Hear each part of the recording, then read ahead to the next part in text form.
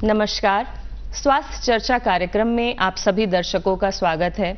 जैसा कि आप सभी जानते हैं, इस कार्यक्रम में हम सेहत से जुड़ी जानकारियां साझा करते हैं व सेहत संबंधी विषयों पर बात करते हैं। तो आज इस कार्यक्रम का मुख्य विषय है हड्डियों से संबंधित रोग, जिससे जुड़े प्रश्नों के जवाब देने के लिए हमारे बीच उपस्थित हैं अस्थि रोग विशेषज्ञ व सिविल सर्जन महारानी अस्पताल जगदलपुर से डॉक्टर संजय प्रसाद जी। स्वागत है आपका। नमस्कार जी। डॉक्टर साहब, इससे पहले कि हम हड्डियों से संबंधित रोगों के बारे में आगे बढ़ें, क्यों ना सबसे पहले हम ये जान लें कि हड्डियों का महत्व क्या है हमारे शरीर में। सबसे पहले तो मैं यह बताऊं आपको कि हड्डी हमारे शरीर का एक ऊतक है या एक टिश्यू है जो कि हमारे शरीर को एक ढांचा प्रदान करता है। हड्डी वह ऊतक है जिसके ऊपर हमारे सभी ऊतक डिपेंड करते हैं या सभी टिश्यूज वहाँ पर लगे रहते हैं। मान लीजिए एक मांसपेशी है, लेकिन वह मांसपेशी तब तक अपना कार्य नहीं कर पाएगी जब तक वह हड्डी के ऊपर कहीं न कहीं से स्थापित न हो। तो इसी तरह से हड्डियों का एक मुख्य कार्य यह है कि शरीर को ढांचा प्रदान करना। दूसरा उसका कार्य यह है कि हमारे शरीर के जितने अन्य ऊतक हैं जिन्हें कि हम सॉफ्ट टिश्यू बोलते हैं, या मान लीजिए कि हमारा हृदय है, लंग्स हैं, हमारा ब्रेन है, हमारा स्पाइनल कॉर्ड है, इन सब को बचाने के लिए ही हड्डियों का निर्माण किया गया है। तीसरा एक और महत्वपूर्ण कार्य है कि हड्डियां हमारे शरीर में रक्त कोशिकाओं को जन्म देती हैं। तो यह एक अति महत्वपूर्ण कार्य है, लेकिन खास कार्य यह है कि वह हमारे शरीर को एक ढांचा प्रदान करती है जिससे हमारा शरीर एक निश्चित आकृति में बना रहता है। डॉक्टर साहब, चूंकि अभी ठंड का मौसम शुरू हो चुका है और ठंड के मौसम में जो जोड़ों की जो दर्द की समस्या होती है ये बढ़ जाती है, और इस समय ओपीडी में जो आर्थराइटिस के मरीज हैं ये बड़ी संख्या में दिखाई देते हैं। तो ऐसा क्यों है डॉक्टर साहब? ऐसा इसलिए है कि आर्थराइटिस, हम पहले ये समझ लें कि आर्थराइटिस यह जोड़ों की बीमारी है। आर्थराइटिस के लक्षण और कई प्रकार होते हैं, लेकिन मुख्य रूप से एक जोड़ में एक हड्डी होती है और एक कार्टिलेज होते हैं। तो जब यह कार्टिलेज घिसना प्रारंभ कर देता है या किसी भी कारण से उसका क्षय होता है, कई कारण हो सकते हैं उसके, तब यह अपना प्राकृतिक स्वरूप बदलने लगता है। उसमें चिकनाहट की कमी हो जाती है और उस चिकनाहट की कमी के कारण आपस में कार्टिलेज घिसने लगते हैं, जिसे हम कभी कभी सामान्य भाषा में सॉफ्ट हड्डी बोलते हैं, नरम हड्डी बोलते हैं। तो जब यह कार्टिलेज घिसने लगता है, उसका कारण कुछ भी हो, तब हम उसे सामान्य रूप से आर्थराइटिस कहते हैं।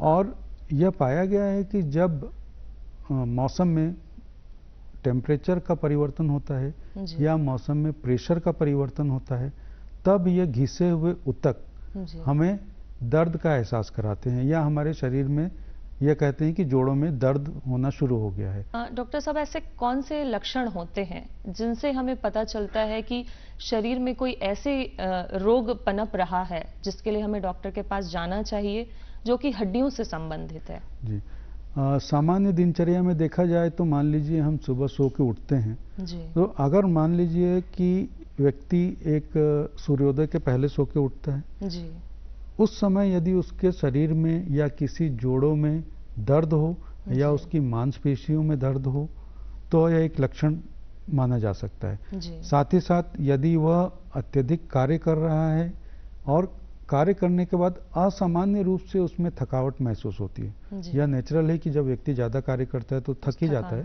पर असामान्य रूप से यदि अधिक थकावट हो रही है या उसे सहज रूप से अपना डेली का जो रूटीन वर्क है उसमें दिक्कत हो रही है, तब हम ये मान के चलें कि उसमें कहीं ना कहीं कुछ रोगों के लक्षण हैं। हम कई लोगों में स्लीप डिस्क की समस्या के बारे में सुनते हैं, तो स्लीप डिस्क कैसे होता है, क्यों होता है और इसका उपचार क्या है? जी, हम यह पहले समझें कि डिस्क क्या है। डिस्क एक ऐसा टिश्यू है जिसे कि दो हड्डियों के बीच में सामान्य रूप से जिसे पाया जाता है, उसका काम यह होता है कि वह शॉक एब्जॉर्बर का काम करता है। यह एक, ना तो यह हड्डी है ना यह मांसपेशी है, उसके बीच का एक कार्टिलेज बोलना चाहिए या उसमें हम पल्प रहता है जी। दो हड्डियों के बीच में, उस पल्प से डिस्क बनता है या फाइब्रस टिश्यूज होते हैं। इनका मेल होके एक ऐसा ऊतक बनता है जो कि हमारे शरीर में या हमारे रीढ़ की हड्डियों के बीच में उपस्थित होता है। वह मुख्य रूप से शॉक एब्जॉर्बर का काम करता है जी। तो जब इस डिस्क में कहीं भी किसी भी तरीके से या कोई चोट हो या कोई बीमारी हो या एक ओल्ड एज हो, जो वृद्धावस्था हो, इन सब के कारण उस ऊतक में चेंज होते हैं, उस टिश्यूज में चेंजेस आने लगते हैं, जिसके कारण कि वह डिस्क सामान्य रूप से अपना कार्य नहीं करती है और उस डिस्क का जो सेंट्रल पोर्शन है जिसे हम पल्प बोलते हैं वह कहीं ना कहीं से बाहर आता है जी। जिसका कारण भी बहुत सारे होते हैं। कहीं ना कहीं से वह बाहर आने लगता है जिससे कि हमारे जो रीढ़ की हड्डी में नर्व होती हैं, स्नायु तंत्र होता है, उसमें कहीं ना कहीं दबाव उत्पन्न होता है जी। वह दबाव हमारे लोकली एरिया में, कमर के एरिया में या हमारे पैरों के एरिया में कहीं भी एक टीस के रूप में नजर आता है या सामान्य भाषा में बोले तो बहुत तेज दर्द होता है। तो वह दर्द ही यह बताता है कि हमारे शरीर में हमारे रीढ़ की हड्डी के बीच की उपस्थित डिस्क खिसक रही है या डैमेज हो रही है। जी। तो ऐसी कौन सी गलतियां होती है डॉक्टर साहब जिससे ये समस्या उत्पन्न होने लगती है? जी। गलतियों में देखा जाए सामान्य रूप से गलतियां कम होती हैं, लेकिन हमारी आज की जो दिनचर्या है उसमें कुछ ऐसे कारण हैं जिसके कारण हम अपनी मांसपेशियों को, हमारे उस शरीर के कमर के एरिया को और गर्दन के एरिया को स्वस्थ नहीं रख पाते हैं। आज हम देखें इस युग में हम अत्यधिक भागदौड़ करते हैं। हम अपने शरीर के लिए न तो खान पान पर ध्यान दे रहे हैं, न ही हम अपने व्यायाम पर ध्यान दे रहे हैं। इसके कारण हमारे शरीर में जो बैकबोन है, बैकबोन के आसपास की जो मांसपेशी है, वह मांसपेशी पर्याप्त रूप से स्वस्थ नहीं रह पाती, क्योंकि मांसपेशी को स्वस्थ रखने के लिए हमें निरंतर किसी न किसी रूप में व्यायाम करने की आवश्यकता होती है। और आज की दिनचर्या में हम रात को देर से सोते हैं, सुबह देर से उठते हैं और सुबह हम अपना कोई ऐसा समय नहीं दे पाते हैं जिससे हमारे शरीर के जो बैक की मांसपेशियां हैं, जिन्हें रीढ़ की हड्डी की मांसपेशियां कहते हैं, वह किसी भी रूप में एक्सरसाइज कर सके। और जब वो एक्सरसाइज नहीं होती है या सामान्य रूप से उस ऊतक का कार्य नहीं होता है तो वह ऊतक अपने आप में डिस्ट्रॉय होने लगता है जी। तो उस मांसपेशी का जो शारीरिक रूप से जो उसमें बोलना चाहिए कि वजन सहन करने की क्षमता है वह कम हो जाती है। तो जब वजन सहन करने की क्षमता कम होती है और हम उस पर अत्यधिक दबाव डालते हैं, तब वह एक दर्द के रूप में उभरने लगता है। और दर्द के रूप में उभरने के बाद फिर हमें समझ में आता है कि हमें अपने शरीर पर ध्यान देना चाहिए। तब तक काफ़ी देर हो चुकी होती है। तो एक तो हमारी सामान्य दिनचर्या की बात है। दूसरा, हम आजकल देखा जाए तो किसी भी रूप में व्यायाम नहीं करते हैं। कहीं भी जाना हो, हमें मान लीजिए सब्जी लेने जाना हो, बाजार जाना हो, तो हम अपनी मोटरसाइकिल उठा के, गाड़ी उठा के चल देते हैं। अगर हम वही दूरी को पैदल चल के तय करें तो हमारे शरीर के लिए बहुत लाभदायक है। जी जी। तो जिसको ये समस्या हो चुकी है, तो इसका स्थायी इलाज या कहें उपचार क्या है? जी, देखा जाए तो मूलतः बात फिर वहीं आती है कि हमें हड्डियों के ढांचे के ऊपर प्रकृति ने मांसपेशियां दी हैं। जी। उस मांसपेशी का यह कार्य है कि वह स्टिफ रहे, उस मांसपेशी में इतनी ताकत रहे कि वह आपस के दो जोड़ों को घिसने न दे। अगर वह मांसपेशी स्वस्थ है तो वह जोड़ नहीं घिसेंगे, और जोड़ नहीं घिसेंगे तो हमें असामान्य रूप से या असहज रूप से वो दर्द नहीं झेलना पड़ेगा। अब उसको स्वस्थ रखने के लिए सबसे पहला काम है कि हम अपने भोजन पर ध्यान दें। हमारा न्यूट्रिशन सही होना चाहिए। भोजन में खास तौर से हम मांसपेशी के लिए कहते हैं कि एक प्रोटीनेशियस डाइट होना चाहिए, प्रोटीन होना चाहिए हमारे डाइट में। वह चाहे हम मांस के सेवन से लें या फिर चाहे हम अनाज के सेवन से लें, जैसे चना, बीन्स या अपना दूध, दही, पनीर जो डेली है उनसे लें। तो मांसपेशी के लिए सामान्य रूप से हम प्रोटीनेशियस डाइट की बात करते हैं। साथ ही साथ हमें डाइट में कुछ मात्रा में विटामिन्स का उपयोग करना जरूरी है, जो कि हमें हरी सब्जियों से मिल जाता है, या फिर यदि नहीं उपलब्ध है तो फिर हम मल्टीविटामिन्स की सलाह देते हैं। उसके बाद हड्डियों के लिए ही और मांसपेशियों के लिए भी हमें कैल्शियम की आवश्यकता होती है। कैल्शियम सामान्य रूप से हमें दूध के प्रोडक्ट में मिल जाता है। अगर हमारे पास कैल्शियम की कमी हुई तो फिर हमें अलग से कैल्शियम की टैबलेट्स की आवश्यकता होती है, सप्लीमेंट के तौर पर लेना है। साथ ही साथ एक निश्चित उम्र के बाद भी हमें कैल्शियम का सप्लीमेंट अलग से लेना ही चाहिए। जी। तो इसके लिए जिनको ये समस्या है वो डाइट में प्रोटीन को शामिल करें, विटामिन को शामिल करें और कैल्शियम के लिए जो प्रोडक्ट हैं उसको वो शामिल करें, और नियमित अगर वो व्यायाम करें तो ये ठीक हो सकता है। नियमित व्यायाम करें सुबह और शाम जी। कुछ मीटर भी, अगर वो मान लीजिए कि 200, 400, 500 मीटर या 1 किलोमीटर चलते हैं तो भी उनके लिए वो राहत है। उससे उनको अकड़न, जोड़ों का अकड़न, मांसपेशियों का जकड़न जी, इस समस्या से समाधान मिल जाए जी। कई बार डॉक्टर साहब जब ऐसी स्थिति आती है कि दर्द उठने लगता है तो घरों में लोग कहते हैं कि उस जगह पे मालिश करने से या दबाने से वो दर्द कम होता है। क्या ये सही है, उचित है? आमतौर पर जो दर्द होता है वह वृद्धावस्था में होता है। इस तरह जो घरों में होते हैं कि कहीं कमर दर्द है, कहीं घुटने का दर्द है या कहीं मांसपेशियों का दर्द है, तो एक हद तक, कुछ हद तक बोलना चाहिए कि अगर हम उस जगह पर हल्का सा ब्लड संचार या रक्त संचार बढ़ा दें तो हमें कुछ समय के लिए जरूर राहत मिल जाती है। लेकिन वह मालिश ऐसी होनी चाहिए कि वह नीचे जो शरीर के नरम ऊतक हैं उनको डैमेज ना करें। नहीं तो आपको तुरंत फायदा तो मिल जाएगा, लेकिन मालिश करने के बाद में और अन्य समस्याएं पैदा हो सकती हैं। तो इस बात का जरूर ध्यान रखें कि हम कैसी मालिश कर रहे हैं, किस तरह से मालिश कर रहे हैं, किस तरीके की मालिश कर रहे हैं। तो वृद्ध अवस्था में कुछ हद तक यह चीजें आपके लिए लाभदायक हो सकती हैं। डॉक्टर साहब, जो घुटनों की समस्या है ये बहुत आम हो गई है, और जब भी घुटनों की बात होती है तो अक्सर हम लिगामेंट शब्द सुनते हैं। तो ये लिगामेंट शब्द क्या है, इसका क्या महत्व है, इसके बारे में बताइए। हमारी हिंदुस्तानी पद्धति में घुटनों का बहुत महत्व है। हम कोई भी कार्य करते हैं, हमारा जो सामान्य दिनचर्या है उसमें हमारे घुटनों का उपयोग बहुत होता है। घुटने में कई तरह के ऊतक होते हैं, उसमें जब एक हड्डी दूसरी हड्डी से जुड़ती है तो उसके बीच में गैप होता है। उस गैप में कार्टिलेज होते हैं। कार्टिलेज के साथ साथ उसमें द्रव्य होता है जिसे हम साइनोवियल फ्लूइड कहते हैं, जो कि हमारी हड्डियों को चलाता है। अब रही बात जोड़ की, जोड़ों में ये सभी चीजें उपलब्ध होती हैं, लेकिन चूंकि दो हड्डियों के बीच में, दो कार्टिलेज के बीच में गैप है, अतः वह हड्डी अपने आप में मजबूत नहीं होगी। अब उस गैप के साथ साथ हमें शरीर की उस जोड़ को चलाना भी है, तो जो अन्य चीजें या अन्य ऊतक जो उन दोनों हड्डियों को जोड़ते हैं जिससे कि जोड़ बनता है, तो उन दोनों के बीच में जो कोई भी ऊतक होता है उसे हम लिगामेंट कहते हैं, जो कि एक सामान्य रूप से हम उसे रस्सी जैसा मान लें जो कि दोनों हड्डियों को जोड़े रखता है। जी। तो यह एक ऊतक है जो कि जोड़ों को आपस में जोड़ता है। जी। तो जिनमें ये घुटनों की समस्या हो चुकी है और वो इससे परेशान है, चल रहे हैं, तो इसके लिए सही उपचार क्या है?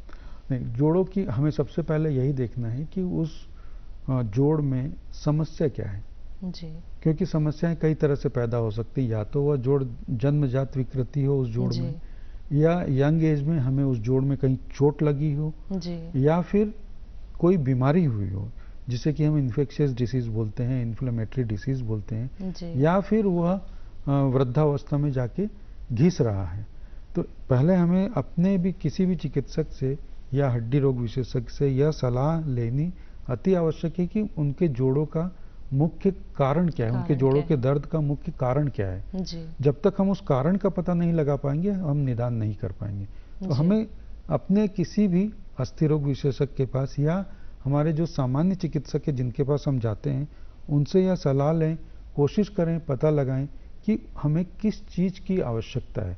क्या हमें उसमें न्यूट्रिशन की आवश्यकता है, क्या उसमें इन्फेक्शन है तो हमें उसमें एंटीबायोटिक्स की आवश्यकता है, क्या हमारे साइनोवियल मेम्ब्रेन में या साइनोवियल फ्लूइड में कोई कमी है, हड्डियों के जोड़ों में जो फ्लूइड होता है उसे साइनोवियल फ्लूइड बोलते हैं, उस फ्लूइड में कोई कमी है, या फिर हमें कुछ अन्य कोई रोगाणु का इन्फेक्शन है, या हमारी कोई विकृति है हड्डियों की जो कि जन्मजात है।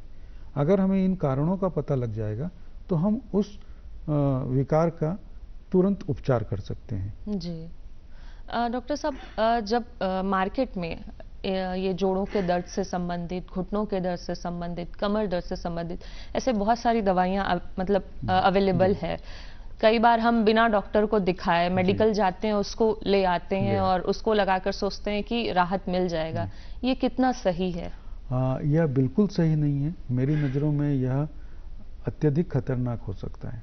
जी। हम अपने मन से मान लीजिए कोई भी दवा खाते हैं, उस दवा का असर तब तक ही रहता है जब तक कि वह दवा हमारे शरीर में है, नंबर 1। लेकिन अधिकांशतः दवाएं ऐसी हैं जो कि हम लंबे समय तक लेंगे तो हमारे शरीर के किसी न किसी अंग को खराब कर सकती है। जो पेन किलर मान लीजिए पेन किलर है, आपने कहा, हमें सामान्य रूप से दुकानों में उपलब्ध हो जाती हैं, लेकिन कम ही लोग जानते हैं कि यह किडनी को आगे चल के खराब कर सकती है।